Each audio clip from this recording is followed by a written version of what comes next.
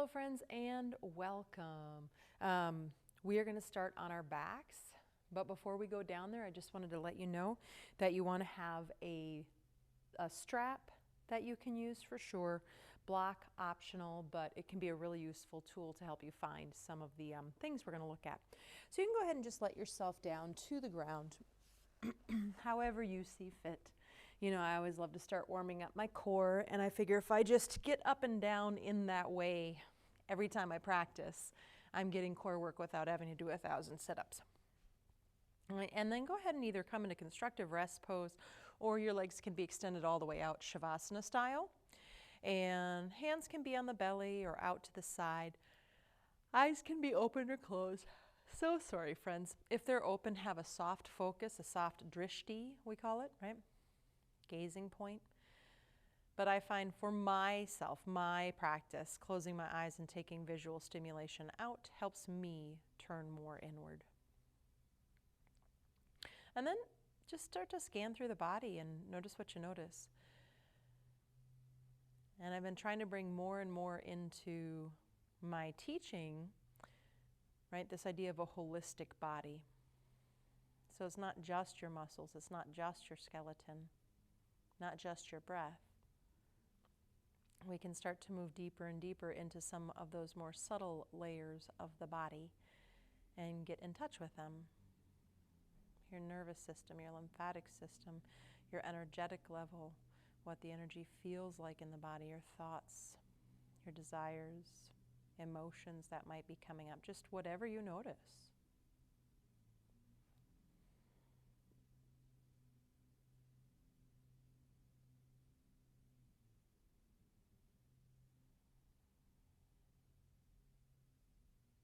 And hopefully in doing that, already we start to move towards what I'm going to call a calmer state, right? We still want to be alert, but we want to have a calm nervous system. So go ahead and walk the feet in for this practice today anyway. And then bring that right leg in, and you can interlace around that shin or behind the knee and just start to pull that leg in. And if I'm closer to my knee, I'm fully on. Sorry, friends. As I pull that knee into the chest, I'm going to let my low back round and take that position. And then I'm going to slide my hands down a little more mid-shin and pull down. And then, then hopefully I get a little wider instead of just rounded or going into flexion. Now take that strap that I told you to have on standby, put it around the ball mounds of the foot, and start to push that heel up to the sky. Doesn't have to be all the way straight, but definitely working towards straight, right? There are some purists with this who say the leg should be entirely straight to get the hamstring. I don't know that I believe that to be true. Some of us lock out our knees, various things, right? But don't have it really close if it means you have to bend it a lot. Have it a little further away if you need to, and work it towards straight. Arms are pretty long here so that my shoulders can soften away from my ears. And work in the hamstring line. That's specifically what we're going for here. You might feel other things. That is wonderful, assuming it's not sharpshooting pain. But hopefully you're opening up the back of that leg. Take another breath there. Think of your spine staying nice and long, your right thigh moving forward. And then go ahead and bend that knee and bring that foot down. Hug your left knee in, and before you strap it, right, just come by the knee. And as you hug that knee in, just noticing maybe that low back rounds a little bit. That might feel fine. And then move it down a little bit onto the shin, more mid-shin. Pull straight down and see if you can't widen that space a little more, of the low back, that is. And then take the strap around the ball mounds. Push that heel on up. I'm not going to apologize every time I yawn. I'll apologize once now for every yawn that happens this class. And that's that.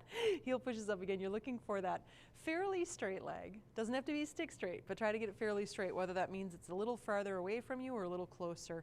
And push that heel up so you start to activate the back of the leg line, particularly the hamstrings. That's the upper back of the thigh.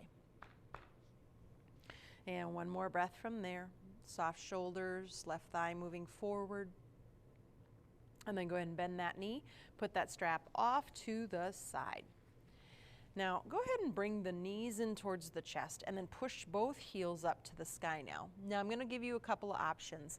We're going to go ahead and we're going to find 3 levels, about 3 inches in, maybe about 6, and you can be less than that if that's better for you. And then whatever that 3rd level is for you of moving the heels forward, right? So every time we go in, we're going to straighten our legs a little more, especially if anyone has to bend them to have them above the hips. And then the options would be this. Maybe you just lower one leg and then the other. We'll do 4 total double legs. So that would give you an opportunity to do one and then the other, right?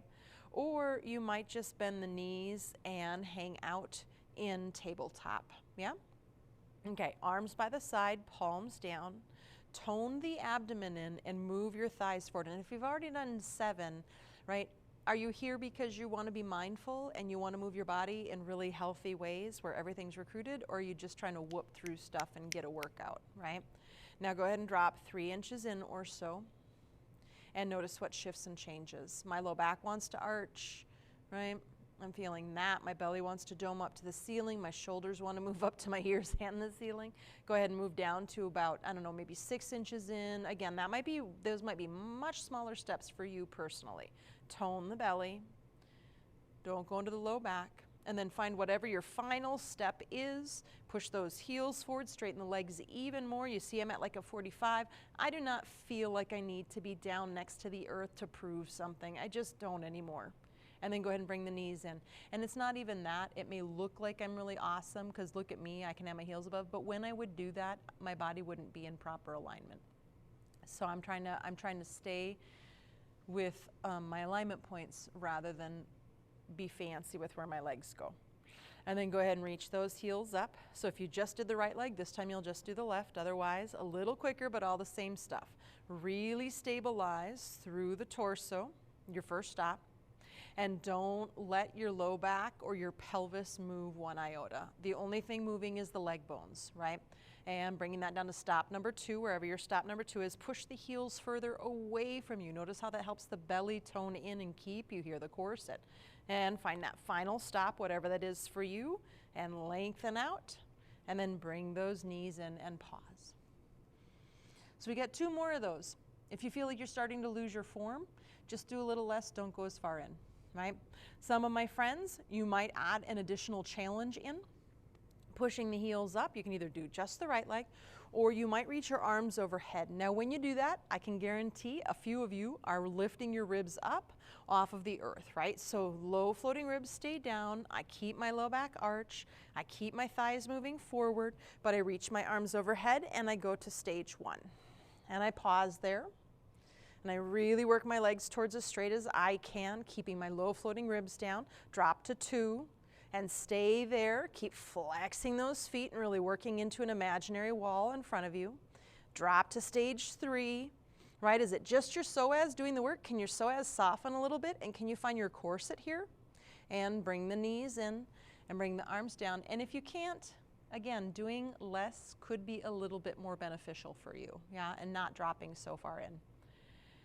One more time, same options, either just the left leg, arms by the side, or arms overhead, heels up. Before you go, move those thighs forward, find the low back arch, low floating ribs are on the ground, and the corset is turned on. Drop down, first couple of inches. Maybe it's a little less this time, that's okay. You're doing 4 of them and they're intense. Dropping in a little more. I'm doing a little less because my psoas are really wanting to take over. It's taking me years to get my psoas to not do all of my core work, and a little lower. So I don't go into it if I feel my psoas taking over. I try to avoid that. And go ahead and bring that all the way in. You can rock a little bit from side to side. That might feel nice. I'm going to circle my knees together and massage out my sacrum and my low back a little bit. Good morning. Well, you might not be doing this video in the morning, but hello. Good morning in the sense of waking up the body, right? Coming back to center. Let's go ahead and put our feet on the ground with the feet about as wide as your mat. Tee the arms out and let your legs go through windshield wiper a couple of times. And just let that mid-body release. Let's do about 1 more. I'm not really moving on the breath. I'm moving a little quicker, whatever works for you, but meaning you can today, right? And then come on back to center when you're complete. Walk the feet in. We've got another piece of core, but we're going to do that from seated. So bring the knees in, grab the backs of the knees, rock yourself up. And then Navasana, boat pose, or a version thereof anyway. Grab the backs of the thighs, get nice and long in the spine, and imagine that you're still laying on the earth. Low floating ribs are touching shoulder blades, the pelvis, but your low back is coming off with its natural curve, right? And you might just stay right here. You might start to lift up and find your balance point. Because we're working with flexed feet today, flex your feet. And I'm going to say push through the ball mounds of the toes. And the reason I'm saying that is because that's the part that usually doesn't want to work. We're hugging in the outer leg line that way, right? You may lift the shins up, you may not, and I'm not going to do it today, but you might reach your arms forward. I can feel that my core, my psoas are wanting to take over like crazy today, and it's better for me to just be on my legs today. And take another breath wherever you're working from, or I could drop my heels and engage the arms, whatever works for you. And then go ahead and bring the legs into Sukhasana with the right shin in front, and sitting up nice and tall, maybe folding forward. And just taking a breath or two there, letting the hips and the low back unwind. Right buttocks usually is the one we feel with this one. And coming on up. Now this is where you might want that block. Let the block inform you this time. Bring that block in, or imagine you have one, because almost everybody who studies with me, that's like 80% of the population, I think, the legs go wide on this, right? So a little quicker, but same stuff. So don't let the low back round for today's purposes. So you're not lifting up high if the low back has to round to do that. It's a different set of muscles and breathing. And we're finding a stable, what I'm calling a stable and neutral pelvis and low back. Arms might release, they might not. And if you want to lay out, I'll show that. You're going to push through the ball mounds of the big toes, and you're going to start to lay the body out. And then don't just pop up, use muscular action to try to come back up. You got one more of those. Push it out forward. You can leave your hands on your thighs for an assistance. Bring it back up, and then bring your left shin in front of your right. You'll ditch the block, of course, and start to fold out over those legs. Breathing when you get there. And reach the chest forward and come on up. Okay, so come into child's pose. And take just a couple of moments in child's pose, just letting the body be soft. It might feel nice to sway your hips a little bit from right to left. Any of those kind of motions that feel good. Go ahead and engage in those. And just take a moment of release and softness. Remember, these muscles, all of them in the body, we want them to be able to be supple at will, as well as be able to engage at will. And then stretch your arms out, plant the palms down, straight arms, strong arms, inhaling up to downward facing dog. Feel free to bend the knees a little bit in the beginning, or a lot, whatever works for you, and lengthen the spine, lengthen the spine. So can you even here find that neutral spine, right? So if I were to put a wall at an angle against your back body, the back of the skull would touch it, your shoulder blades would touch it, would your low floating ribs touch it, and your pelvis, right? The back of the pelvis, the sacrum, but would your low back have its natural curve? The two patterns are usually, the majority of people, it would be just the upper back touching the wall, maybe the back of the head, but the rest of the spine would not be in alignment that way, in that neutral way, right?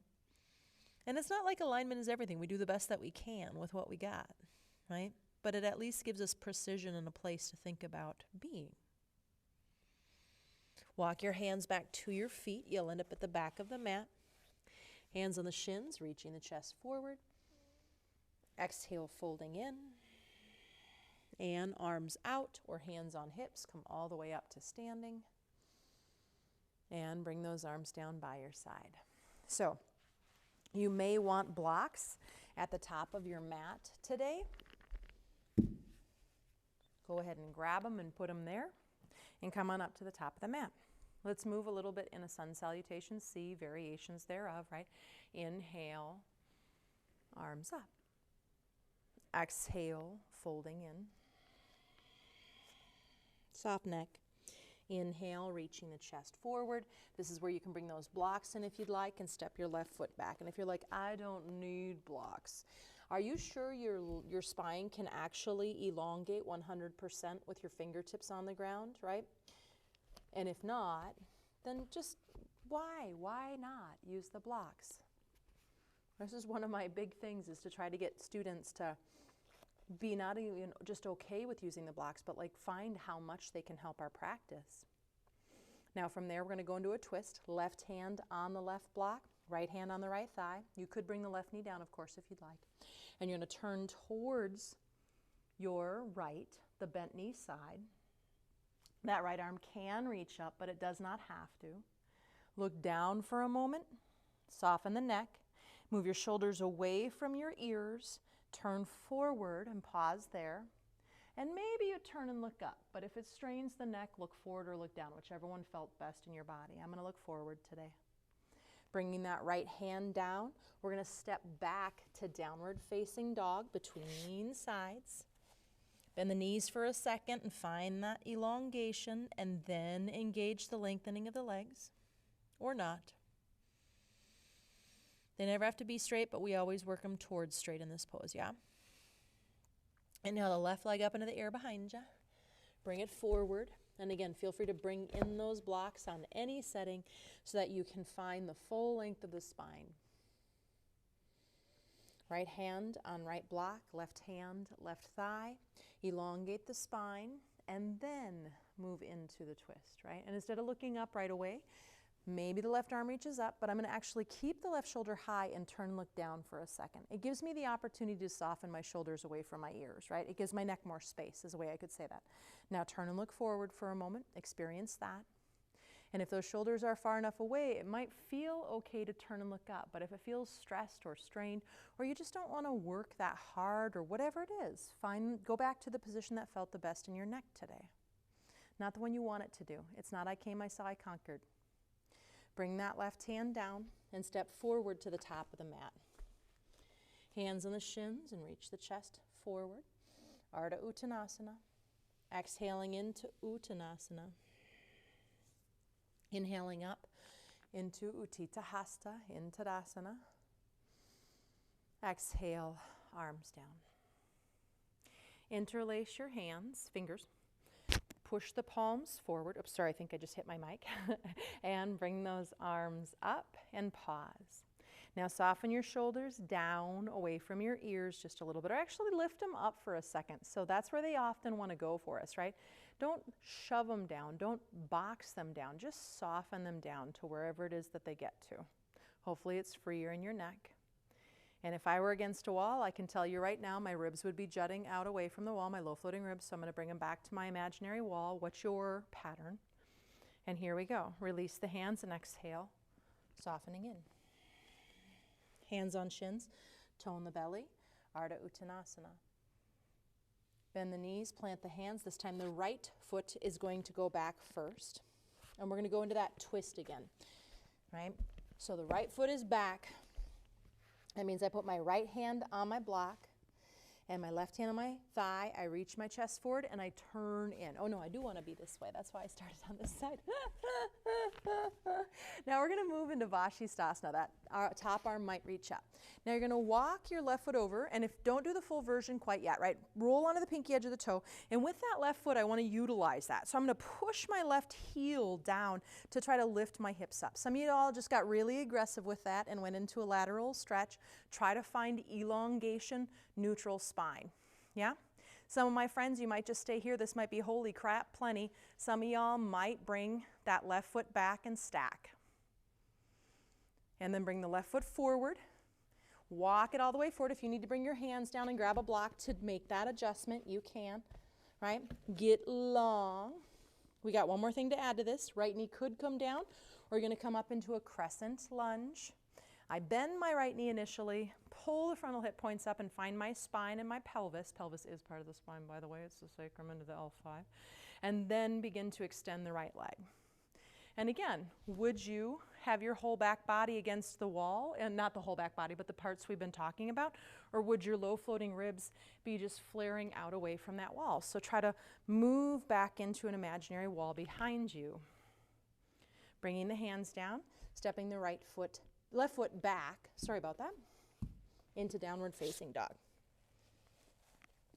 We're going to come forward towards plank and back into downward dog. So on an inhale, come forward into plank, shoulder blades down the back, looking a little in front of your hands.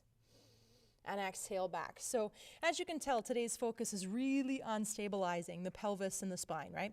Inhale, moving into these long, holding, hard patterns. Exhale back. I don't quite have a terminology for that right now. One more time. Inhaling forward. You could put your knees down even though not staying long. Exhaling back, or just skip them entirely and just hold downward dog. You're going to inhale the right leg into the air behind you and step it forward between the hands. Come onto the block. We're coming into that twist, right? So I'm going to put my blocks on low, left hand on the block, right hand on the thigh. And then once I get there, twisting in, right arm might reach up, and then walk that right foot over, bring the pinky edge of the left foot down, and here we are in a variation of Vashisthasana, right? Everybody stay here for a second. Push your right heel down so you feel that lift and that side waist really engage, right? Some of us, that's plenty. Some of us might reach that right foot back, right? It's a little different having that hand up on the block.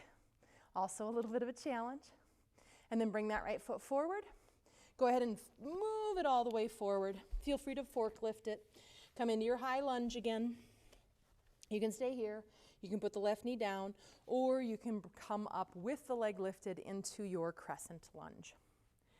So again, I'm going to bend that knee so that I can find that if I had a wall against me, as best I can in my body, my sacrum, my low floating ribs, my shoulder blades, and my back of my head would all be against the same wall, just like when we were lying on our ground earlier. Maybe that left leg straightens a little bit, maybe not. Bring the hands down and step forward to the top of your mat. Inhale forward. Ardha Uttanasana. Exhale into Uttanasana. And inhale, coming all the way up, hands on hips or arms out. And exhale, bring those arms down. One more piece of work. It's kind of a work-centric sequence. You can feel free to move those blocks up and out. We're going to do one little hamstring stretch on the way back and down to the floor. Inhale, arms up and out. Exhale, folding in. Right here is where it goes. Bend your knees enough that you can take your two peace fingers, if it's available, around your big toes. You could also just have your hands on the ground or blocks, right? And with my fingers around the big toes, I'm going to actually keep my knees bent and inhale, reach my chest forward, sliding my shoulder blades towards my buttocks a little bit, keeping my low floating ribs in, and then from there, straighten the legs a little or a lot, right? Now, put some weight in the heels without your hips moving back. Pull the elbows wide, and you're not pulling yourself to your shin. I want you to think of pulling your chest forward in front of your toes, right? And then once you get in and you're in your hamstrings, soften the neck. You can soften the pulling, or you can keep a little bit of that tension if that feels good. Some of my friends, you're going to lift up your feet, the front of your feet, and bring your hands underneath, fingers pointing towards the heels, and the toes coming up to the crease of the wrist. And then inhale halfway up, chest forward, straighten the legs a little or a lot, heels weighted as I bend the elbows, and pulling that chest forward in front of the toes, and breathe. No matter where you are, hopefully you're getting a hamstring stretch. We don't have to look the same. We don't have to have the same bodies. No one has a better body because they get further into a posture, etc., any of that kind of stuff, right? Let go of that. Release the hands and the fingers out. Put your hands on the floor, not blocks this time, but the floor. And go ahead and reach your legs back one at a time, and you're in the top of a push-up. I don't know if I said that sequence very well. Your knees can come down, or you might be pretty primed for it, but you might be tired, right? Inner groin rotating up. If I had a wall on top of my body right now, a ceiling, all the bits and pieces touching it. Come forward on the tippy toes, and I bend the elbows, and I keep that shape, that form as I come down, right? To the ground, best I can. Inhale, low cobra. Now stay there with your upper body, right? But you're simply going to slide your right arm forward, and I'm on my fingertips, right? Tone the belly. Slide your left arm forward. Now push down into the ground with your finger pads, your tentopods, and see if you can't let that inform your upper back, right? So as I push my fingertips down, I'm going to slide my shoulder blades down, and that's going to hopefully help my chest open from my upper back starting to work. Are you still pushing your feet down, and are your thighs lifting, and is your low belly toning, right? So we're not in that neutral shape. We are in extension right now. And breathing. Come on down, make crocodile, Makarasana hands, and you can bring your forehead down to the backs of the hands and soften everything. I've said it once and I said it before, the core is not just your abdominals, nor are they the most important part of the core. The core is anything that supports your spinal column from between your ears to between your hips, and I think the upper back is one of the pieces that we actually do not have what am I going to say? We could use a little bit more work strengthening our upper back to make it a part of the puzzle. Okay, so now you're going to reach your arms straight out to the sides of you, and you're on tentopods, right? Go ahead and press the tops of the feet down, thighs lift, tone the belly up, and then as you push into those tentopods, can that, again, inform that upper back? Can you lift up slightly? It's not about how high you get here, friends. It's about finding that engagement of the muscles around and between the shoulder blades without going into the low back. And maybe, without losing any of that upper back work, you lift your fingertips and you bring the arms out almost like you're flying, right? Tone that abdomen up. Don't let that get lost. And then go ahead and bring your hands in, Makarasana. Soften down and take a breath.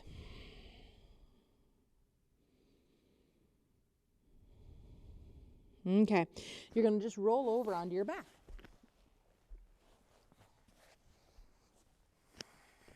You thought I'd never ask? You're like, wait, what do I have to do on my back? Am I going to do more work? We're actually moving into cooling down. Again, these 20-minute ones, they're hard to get you some of the bigger things. For me, as a responsible, trying to be a responsible teacher, like I always feel like I don't want to get you just all flared up and then not give time to cool down, and vice versa. I don't want to bring you into something huge without the component parts being warmed up. But let's go ahead and just cool down a little bit together, right? So let's start by bringing our knees up towards our chest. Tee your arms out and let your legs go over to the right. Now, if it feels better to have your feet closer to the bottom side of your mat, that's totally fine. The head might turn to the left, and then try to let go a little bit in there, yeah? A little bit in, a little bit lot, and when I say in there, I mean everywhere, even the ankles, the feet, and the toes. That can usually be the gateway to the hips. And tone the abdomen, the side waist. Inhale, bring those knees back up to center. If you're feeling pooped out in your core, just do one and then the other, one knee, right? And then from there, I gotta move my mic pack. You're gonna let the legs move over to the left, maybe turning the head to the right. And I'm gonna keep my head neutral so my voice stays by the mic, right? And again, softening. Check into where you're holding tension.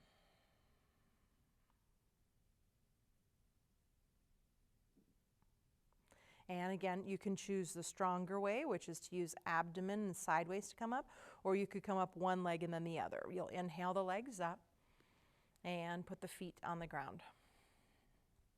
From there, let's go ahead and go into one, how do I want to do that? Let's actually turn onto the side body. Support the head with something, whether that's a block or your underarm, the bottom arm. And I didn't tell you what side, so that's totally fine. Your top arm is just going to go ahead and do a couple of circles, right? Hopefully that feels like that helps open up the chest and the front of the shoulder, which worked a little bit today with those side planks and regular planks, etc. And after you've gone about 2 times one way, and if you've already done 5, slow your roll, you're going to go the other direction and just kind of roll out through the front of that shoulder. And then next time you're forward, go ahead and have the top fingertips come down to the ground. This is subtle stuff. It's not big what we're about to do. You're just going to slide your hand forward, right? And just let the muscles of that upper shoulder blade open a little bit on the back side of the body and slide back And you'll do that again. Slide forward, not with the intention of doing the biggest stretch you ever did or like anything like that. Just let it be an opening of that upper back. And come on back. You're going to roll over to the other side. Take your time. I'm on a block, so I'm being very careful with my neck.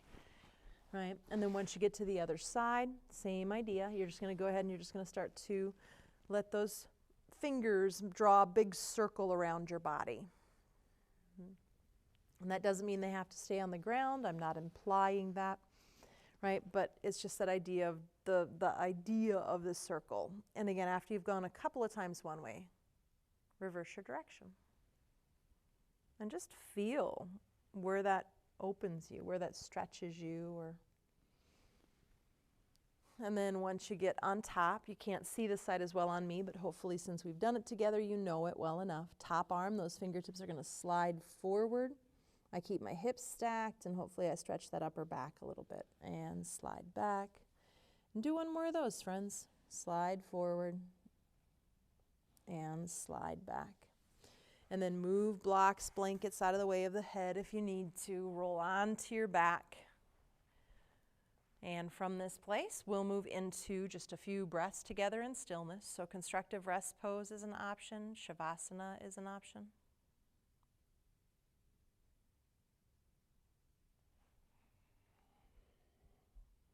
Let your body be still against the floor.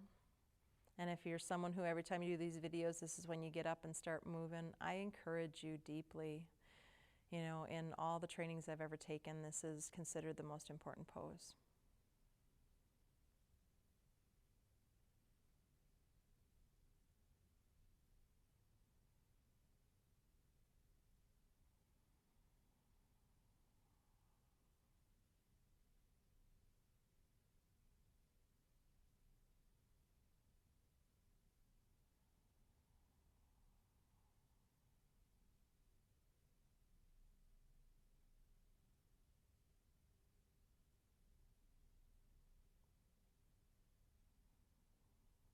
And if you had the time to stay here longer, I would encourage you to do that. Anyone who's on a time limit, let's start to bring a little bit of movement and awareness back to the physical body.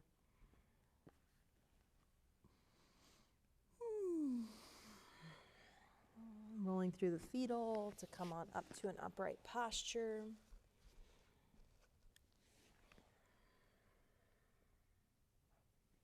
And taking just a moment, noticing the effects of the practice.